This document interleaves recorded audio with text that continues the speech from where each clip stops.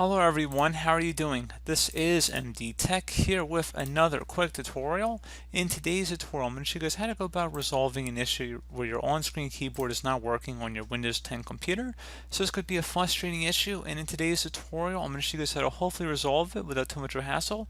And we're going to go ahead and jump straight into it. And we're going to start off by opening up the Start menu. Type in Services. Best result should come back with Services. Go ahead and open that up. Locate the Touch Keyboard and Handwriting Panel service and double click on it.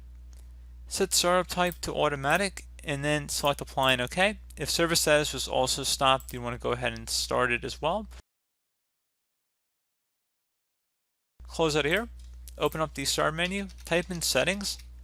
Go ahead and open that up. Should be the best result. Select the System tile. And then select Tablet on the left side.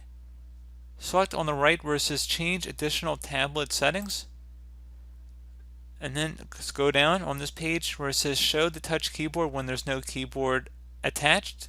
Toggle this to the on position if you want to do that, which is probably what's going to resolve the problem for most of you guys. Otherwise, you could just turn it off.